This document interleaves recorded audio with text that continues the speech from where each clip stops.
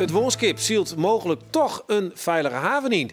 We horen, er is weer hoop voor Cambuur na de degradatie van FC Twente. Ook voor supporters zoals Alfred Leeman en Henk Albers.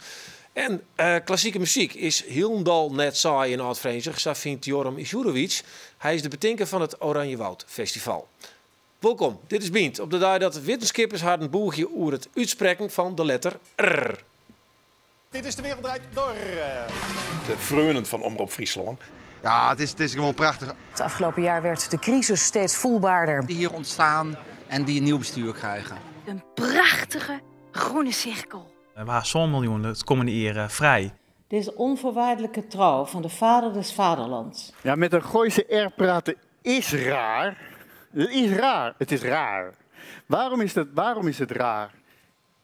Ja, raar. Maar waar, de R dus. En Miranda Werkman is bij de Frieske Academie dat het driedaagse congres Erratics nou ondergang is. Nog altijd. Ja, Miranda, hoe is het eigenlijk met die uitspraak? Is het rabarber, zei ze? Wat jij dan? Dat ken ik wel, Roelof. Rabarber. Lekker. Ja. Nou ja, dat klopt goed. Want ze praten hier... Ja, en die R? Nou ja, ik heb als jonkje heel lang de R net uitspreken kinders. Best lastig als het Roelof hiest. Maar ja, ik vind het wel leuk dat ze dan zo'n congres doen. Maar je houdt het echt wat in. Ja, zeker houdt dat wat in. Want ze praten er 3 dagen lang over met wetenschappers uit binnen- en buitenland. En wat kun je daar dan al jaar over bepraten, die letter R? En waarom nou krijg over die ene letter? Ja, hij zit krijg in de film al. Je kunt wel op 20 verskaten wie ze uitspreken. Je hebt de huig R, de tongpunt R, je hebt de Gooise R. En die schijnt nou in opkomst te wijzen in Friesland. En dan vooral bij de jonge vrouwen. Ja, wat zou dat? Nou, dat zijn de vragen waar ze zich hier boelje. Joet, dag 12 van het congres, wat achter mij aan de gang is. En ik hoop aanste antwoord te krijgen op vragen. Roelof. Ja, vragen op de R. Ja man, hoe zit het eigenlijk met je? We komen haast weer bij Miranda. Waarom de R? Hoe is het met je? Leeuwarders? Geen probleem. Wij zijn altijd Wier en Geertje. Geertje? Echte Leeuwarders weten hoe ik het heb. Ja? Ja? Maar de R, dat is toch wel verlouter, zit dat wel een dingetje, toch? Nou, voor mij hoort het bij ons, toch? Alfred? Moest een beetje brouwen, hè? Rukker. Oude Rukker. Dan heeft 2 R's erin. Nee, volgens mij ken ik de R niet zo goed. Nee? Nou, ik ben best. Joram? Ja? Nee, ik heb niet Fries, nee, ik ben niet Fries, maar mijn R is ook een beetje zo'n keel-R. En ik ben jaloers op de mensen die zo'n mooie tong... Ja, bij mij klinkt die niet. Maar vind je het... Kijk, jij bent kunstenaar, hè? Dus dan zie je misschien niet de lol ook wel van in dat ze dit gaan onderzoeken. Maar het is best serieus, hè? Nee, snap je dat ze doen? Maar is het echt serieus? Het is echt serieus. Ja. Ja, het gaat voor mij helemaal nergens over. Nou, dat zullen we Nou, ik bedoel, laat het dan al over de horen of je de R goed of niet uitspreekt of niet. Nee, ja, ik vind het heel grappig hoor. Maar wat maakt het uit? De een die zegt de R op zo'n manier, de ander op een andere manier. Maakt ook niet... Ik zou zeggen, Rolf, het maakt toch geen ruk uit? Nee. Oké, nou, we praten eraan zo wel verder hoe je het wel wat die mensen zeggen. Nou even naar waarom je in je zitten. Want ja, het Nijs sloeg in als een bom. Je zult het natuurlijk wel mooi krijgen hebben. FC Twente wordt terug de KNVB veromzetten naar de eerste divisie vanwege jarenlang financieel wanbeleid. We zijn bij FC Twente verbijsterd, teleurgesteld en vol ongeloof. De kern van dit besluit luidt als volgt. De licentie van FC Twente is alsnog onvoorwaardelijk ingetrokken op basis van het niet integer handelen van het oude FC Twente. En FC Twente krijgt een nieuwe licentie. Dit op basis van het nieuwe FC Twente zoals het sinds een paar maanden functioneert. Die nieuwe licentie plaatst FC Twente echter terug naar de Jupiler League. Dat voelt, zoals we alle zullen begrijpen, als een mokerslag. Ja, verdrietige bestuurder daar bij FC Twente, maar toch weer wat hoop. Henk Albers, journalist... De persconferentie vond ik echt schandalig kort duren. Ja? Volgens mij 40 seconden. Als journalist kan ik me daar echt kapot aan ergeren. Die man, dat is echt alsof ze niet willen dat er iets wordt gevraagd. Alsof ze iets te verbergen hebben. Het wil bij mij niet in dat Twente dit op dat moment net te horen kreeg. Want als de KNVB om 5 uur iets aankondigt, is Twente al lang op de hoogte. Oké, dus daar zit nog meer in de achterkermekes en in de sjoemelerij. Henk Albers, ik zal die even voorstellen, de journalist bij de Huis en Huizen. En ik echt een goede volger van Cambuur. Alfred Leeman, ik altijd journalist bij Cambuur West en vooral ex-supporter. Je weet wat zijn dat het nog verder gaat in de achterkermekes. Loopt u dat? Of?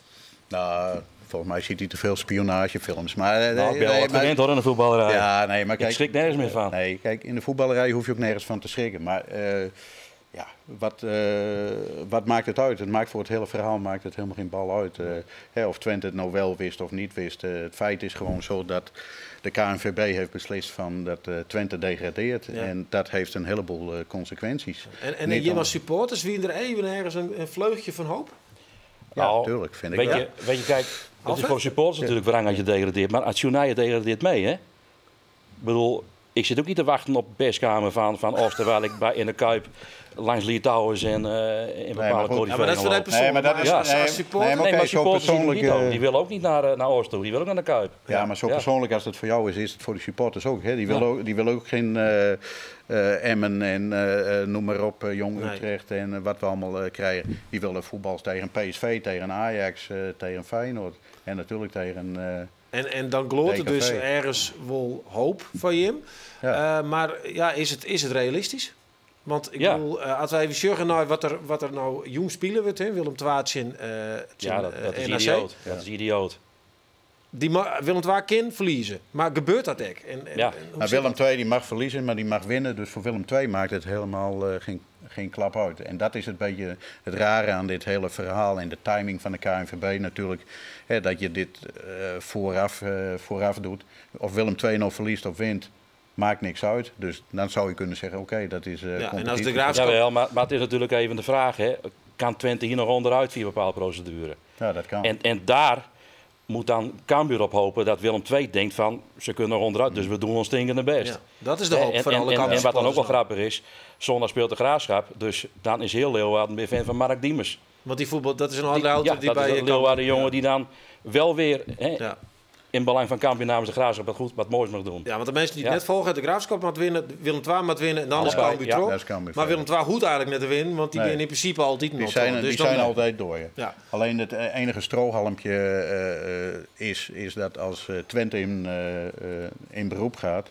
Maar ja, de kans dat als Twente dus in beroep gaat, is er ook nog een kans dat ze de hele licentie kwijt zijn en dat ze dan terug moeten naar het amateurvoetbal. Ja. Dus de vraag is van, ja, laat Twente het zover komen. Gaat Twente in beroep? Of... Ja, en dat is de hoop dus. Ik voorspel alvast dat Twente maandag zegt van we leggen ons bij alles neer. Ik denk dat het lang bekend is. Maar dan het hopelijk Willem II woon en het Graafschap woon en dan is het goed voor Cambuur. Dan kan de vlag uit, dan kan je met een verschrikkelijk slecht seizoen toch nog in de Eredivisie blijven. Na spek- en bonusseizoen besta je gewoon nog op het hoogste niveau. Dit is wat de directeur er hoe zat. Wil je mij weer van Cambuur? We hebben in één keer weer een kans longt om in de Eredivisie te blijven. We hebben ook wel aangegeven, we zijn 18e geworden, dus we moeten daar eigenlijk even geen grote mond over hebben. Sportief maken we nergens aanspraak op. Alleen ja, door deze situatie zou dat kunnen. En dat moeten we afwachten, want we hebben daar geen enkele invloed op dit moment. Ja, daar ben ik het mee eens. Kijk, sportief gezien kan Cambuur nergens aanspraak op maken. Ook al ben je Cambuur supporter, dan heb je wel gezien... Mijn vriend Klaas Joustra die zegt altijd, nou is hij ook voor Heerenveen, maar die zegt altijd, Cambuur speelt het als een duel. Nou, dat was dit seizoen ook. Hè. Kwaliteit, het ontbreekt aan kwaliteit, dus sportief gezien heb je er niks te zoeken. Maar als Cambuur supporter hoop je natuurlijk wel dat ze in de Eredivisie blijven. Ja, dat is een beetje de maar ja, als je kijkt naar de regeltjes, ik bedoel, in Italië is Juventus teruggezet en Parma is teruggezet. Ja. Als je kijkt naar de regeltjes, dan heeft Cambuur gewoon wel recht op Eredivisieschap. Want als een ander de boel verschit het tot idiote proporties. Ja, maar ja, laten we wel weten. Ze hadden natuurlijk gewoon al Twente meteen moeten laten degraderen na het eind van het seizoen. Dan had Cambuur gewoon als nummer 17 play-offs in moeten gaan. Ja. Zo had het moeten gaan natuurlijk. Ja. En dat is nu niet zo. En het raar is dat Willem II en de Graafschap kunnen nog tegen kaarten en blessures aanlopen. En Cambuur loopt gratis voor niks straks gewoon door naar het vierde seizoen Eredivisie. Dat hoopt. Tuurlijk hoop ik dat. Ja, net wat ik zeg. Of het reëel is, dat ik zit niet te wachten op die maar zit je nou echt plat voor die wedstrijd? Nu ineens wel, ja. Nou ja, kijk, nu wel. Ik had gisteravond appte ik nog met Marinus Dijkhuizen, maar ik was trainer van NAC, van NAC en ik was voor NAC omdat ik het hem wel gun. Maar ik moet eerlijk zeggen, ik heb vanmiddag nog weer even aan de lijn gehad, maar dat ik er toch wel even wat anders over denk. Kijk, als de Graafschap wint of Willem II, ja, natuurlijk, dat is hartstikke mooi voor Cambuur, voor de club, financieel gezien, voor de supporters is het mooi, voor de sponsors is het geweldig. Maar ja, het heeft allemaal heel veel consequenties, deze maatregelen. Want kijk alleen maar naar de ranglijst in de Eredivisie. Als Twente degradeert, schuift Groningen bijvoorbeeld een plaatsje op. Dat scheelt het aan tv-gelden, scheelt dat iets van 8 ton. Dus Ja. Er binnen zoveel dingen. Er zijn nog een heel soort dingen. Ja. En we zullen het al wachten. En Ajax en een contract natuurlijk. Hè? Ja, als Cambuur als eredivisieploeg veel meer aantrekkingskracht als Jupiler-ploeg. Ja, dus, prima. We praten daarnaast nog wel over verder, want het gaat nog heel lang terug. Ja, wij zijn al lang klaar. Ja, dadelijk. Dan hebben we direct de laatste aflevering van het Boerinnenkoor van Grutte Pier. Maar nou eerst heel wat oors. Want een klassiek concert in een bosk of in een hotelkamer of op het wetter. Het Oranje Woud Festival gaat mij opzet in alle regels van de klassieke muziek in. En dat werkt het ook, want het festival daar groeit als kool.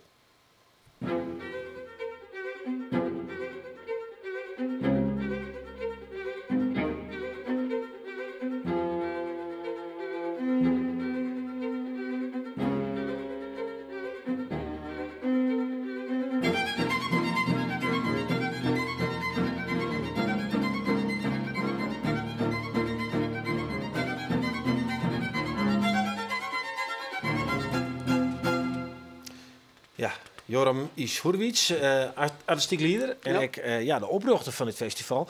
Ik vond het wel spannend. Je zei van bekijk het maar, de klassieke muziek en de degelijkheid en de saaiheid, dat maakt voort wat door het oors. Zie je hier al een paar mooie voorbeelden niet van hoe het doors maakt? Ja, zeker. Het is, je zag langskomen het zwembadconcert wat we vorig jaar hadden. En dat was een groot succes. Mensen konden droge en natte kaartjes kopen. Maar wat we dit jaar onder andere gaan doen is een wildernisconcert in het bos. En mensen zitten dan...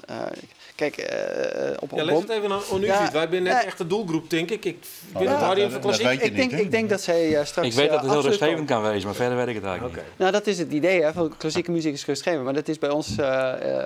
kan, maar hoeft niet. Want dit concert... we zitten ongeveer 100 boomstammetjes in het bos, midden in het bos. En dan, dat zijn de stoelen en mensen zitten daarop. Verder niks. En dan denk ze, ineens komen er allemaal geluiden uit het gebladerte. Want je ziet de muzikanten niet. En dat zijn 8 trombones. Die zitten aan alle kanten. En die komen dan op een gegeven moment uit het gebladerte tevoorschijn. En dan is dat concert al lang begonnen. En, wat voor gevoel jouwt dat dan? Wat zeg je? Wat voor gevoel jouwt mensen dat? Dat moet blijken. Ik denk dat dat voor nieuwsgierigheid. Ik denk dat mensen een beetje gaan fluisteren en gaan zeggen van wat gebeurt er nou? En ja, het is dat gewoon. Wou je, want je bent stilwezen toch nevens mij. Wie zegt dat? Nou ja, dat weet ik net. Ja, dat is het paradigma. Hè? Dat is wat kijk, klassieke muziek wordt inderdaad altijd gedacht. Ja, het is stil, je moet je zo gedragen en het is het is een beetje ouderwets eigenlijk. Nou, muziek, klassieke muziek, popmuziek, allerlei soorten muziek gaat over gevoel.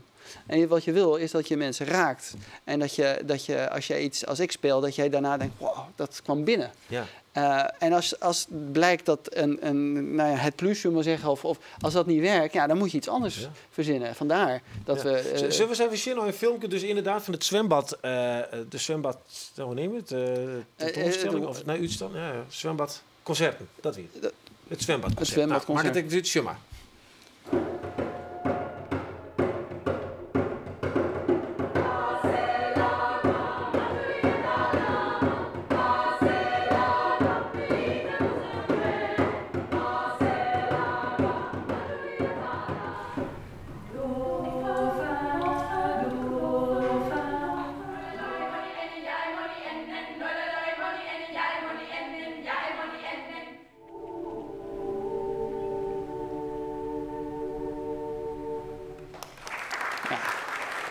Geweldig, toch? Ja, Alfred? Even de man op tafel. Zie je me daar al zitten? Nee. Ik ben er niet om. Kijk, het leuke ervan vind ik wel dat het anders dan anders is. Hè. Ik heb zelf een reclamebureau, maar dat gaat toch om het creatieve en het anders denken en anders doen.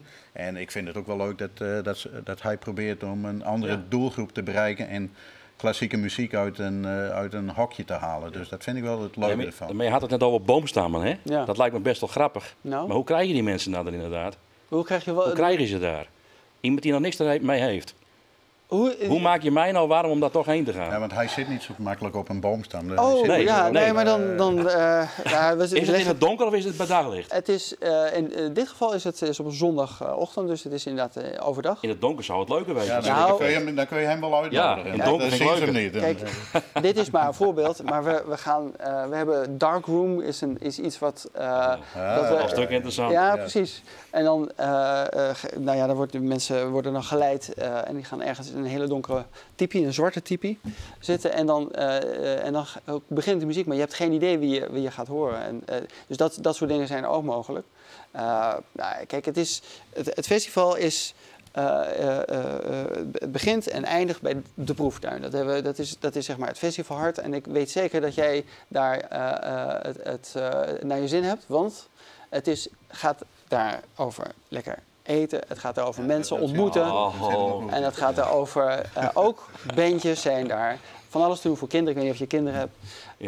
Het is een beetje een oerol-gevoel met het wezen? Nou ja, dat is op zich echt nog wel redelijk highbrow, oerol.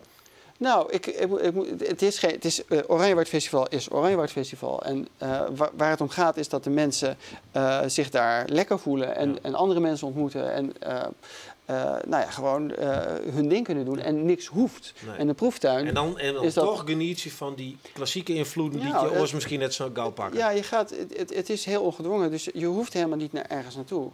Als je denkt van, nou, het zegt me niks wat je zegt. Ik vind dat bandje wel leuk. Nou, dan ga je daar zitten bij het terras en je neemt een biertje of een glas wijn. En je denkt, en je ziet je buurman en je hebt daar een toptijd.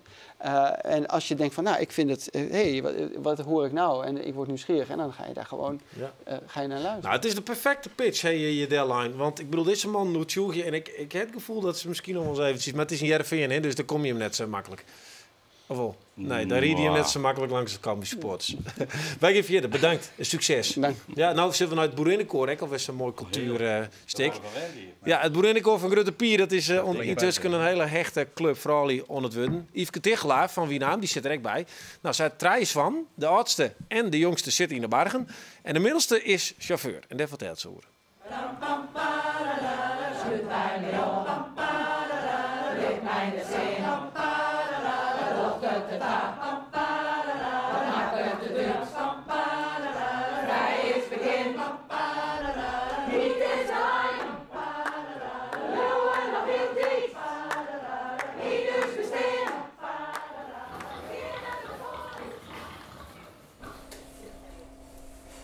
Deze die wie ontsnapt, die steert ik op een stingen van mijn man. En door onder jaren en door later steert er voor, daar steert het ermee. Nou, dat is dan een middelste zoon. Dit is de zoon die het hem wel eens versleept is, zeg maar. Doe er steeds zo, ja. Nou, net meer. Nou, wat langzaam wat beter. Die meende altijd dat hij minder behandelen was. Je doet in de tijdje thuis. Hij kon ze goed net leren, dus die hoorde het waar. Nou, we zijn landbouwskwalen, dan kan hij dus sowieso in het bedrijf. Maar ja, daar hou je altijd door en daar houden we altijd van nee, dat niet. Dit is de huishouding in Duitsland, ja. Ze zitten in maatschap, hè, die beide jongens. Ja. Want je hoort hier maar een sepke dat er in Duitsland nooit krijgen. Zie je, bij ze druk, maar de verbouwingen intern. Al hier. Nou, dit is dat bedrijf. Ja. Die staat er dus ik nog. Wat ik van de Bergen weet is dat het een hele moeilijke handel is. Ja, nou. Toen wij erin begonnen, net. Toen werd daarom is het wel de op- en afgaande tijd. Maar nu zit ze daar tijden. En toen is het daarna wel zo hard. Dus dat is het grote verschil. Maar dat is ik een zwaar die de min, die de nooist wint. Ja. Wat dat een zwaar is. Ik ga hier altijd terug, ja. Want het hij verging, dan ben ik mijn huis, ik weet. Ik kan het nog wel privé staan hebben. Monsieur, het jij wel bij het bedrijf. De bank zei het wel. Dan is dat ik gebeurd. En als je wat meer macht dat die supermarkten kregen hebben. Doe is het begonnen, ja. Oh, stel die net zo van je. Kijk. Zij die macht erover en ze pakken die boeren. Ze hebben ik een boertje aan, Apie Hein. Nou, toen moesten die boeren met 2% aan inleveren. Nou, zo staat slaagt nergens op, hè. Maar die hebben macht. Die bepalen, dat zal ik je wel vertellen.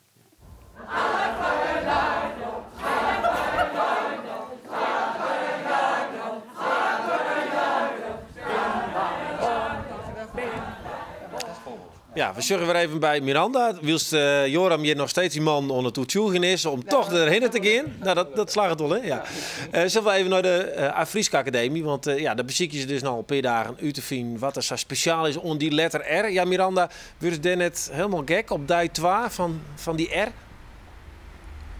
Ja, dat zou je wel zeggen, hè, om daar 3 dagen lang over te praten en dan is het nou die 2. Ik stel die vraag aan Hans van der Velde. Hij is onderzoeker en initiatiefnemer van dit internationale congres. Hier bij de Frieske Academie, wat nog altijd onder gong is. Hoe gaat dat? Let je nou ook heel tijd op mijn koers R'en? Dat doen we inderdaad wel een beetje. En niet alleen op elkaars R'en. Het is een beetje een obsessie. Met iedereen met wie je spreekt, let je er wel een beetje op, ja. En wat valt je dan op bij mijn R? Dat valt...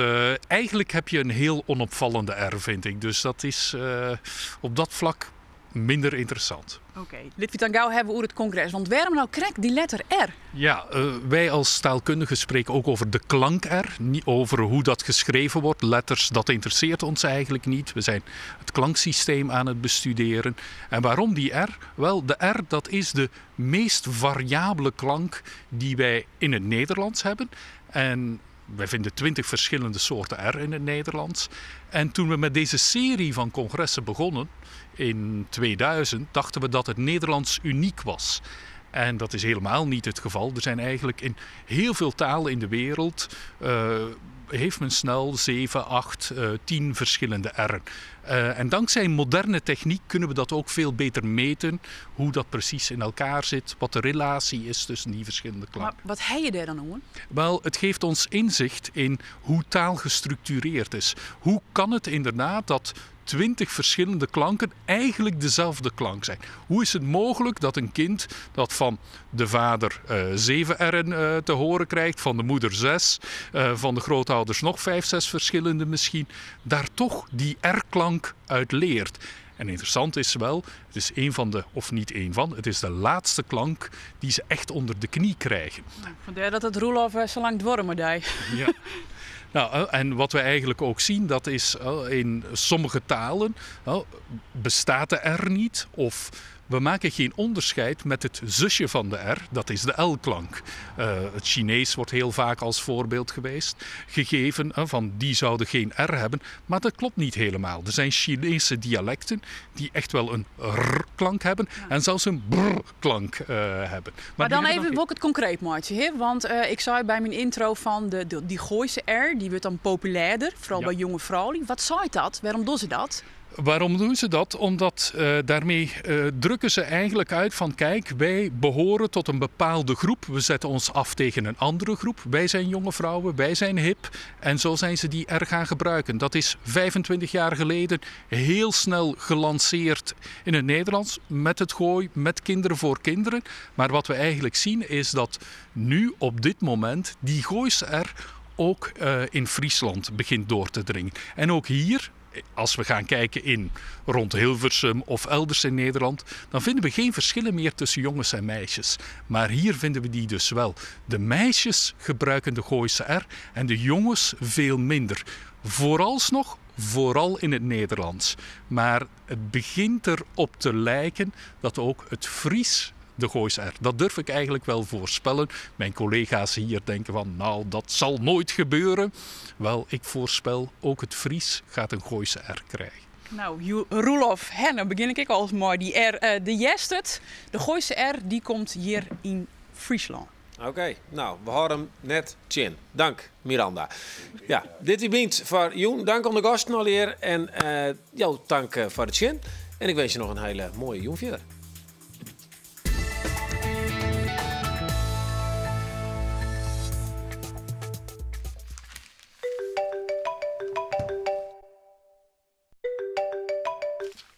Hallo? Ja, Arie de Boer hier, om te vertellen wat er morgen in Bean Sport zit. Waar moet de nieuwe technisch directeur worden van Sportclub Heerenveen? En komt er misschien toch nog een grutte Houdini-act bij Cambuur? Morgen in Beansport.